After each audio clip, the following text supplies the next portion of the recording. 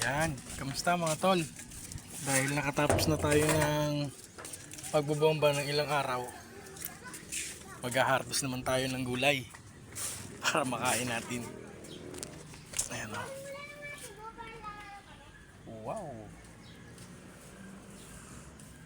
Meron tayong mga harvest na pipino.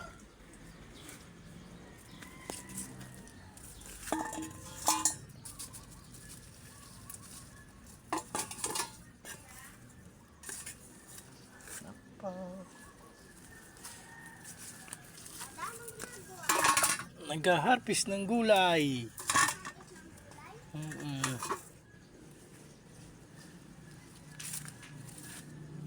Nang-harvest ka ng gulay? Yes. Ba't isa lang yung pipino? Pipino, tapos kukuha rin tayo ng talong. Ang dami rin talong. Tatarta natin yun. Tatorta ng nanay mo para meron tayong ulam. Salamat sa Diyos sa biyaya. Hindi ako na. Wala mo. Ta? Yan ka lang makatirito. Kasi pati din ang damo. Ito ng damo. Daddy, matingin ka dyan ha. Hindi. May mga talong na tumubo. Ha? May nang talong na tumubo. Maraming talong. Pao. Tsaka pipino. Kukuha rin tayo ng sitaw. Sitaw. Mahahaba na ba itong Tingnan natin yung pakwan natin kung malaki na. Oops. pakwan natin yan? Ayan pakwan tropa. Malaki na? Mga tol. Malaki na, Pap. Maliit pa yung pakwan. Tingnan ko.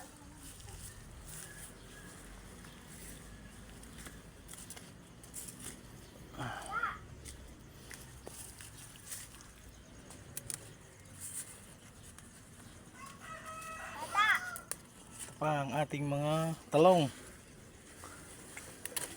Oy! Ang kasing suot na suot yan, makakatinga ang talong.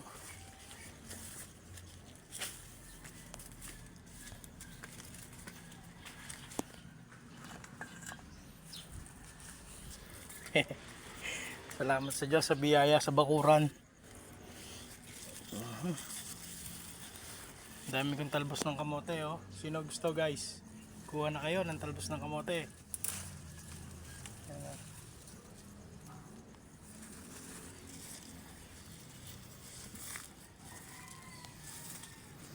Yung papaya ko, tingnan nyo guys ang bulaklak. Parang lalaki. Dapat siguro pinuputol na yun.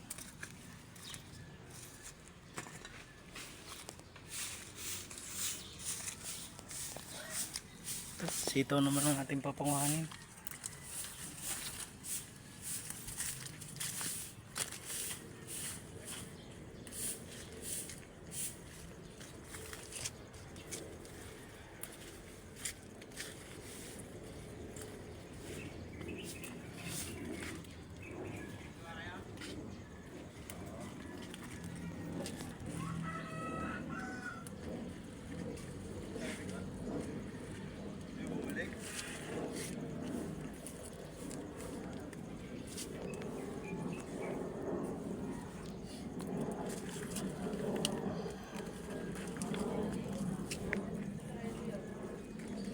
Dami oh.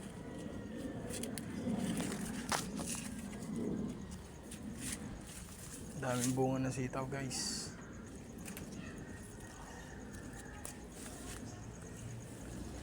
Dahil ilang araw hindi nakuhanan, binombahan ko kasi.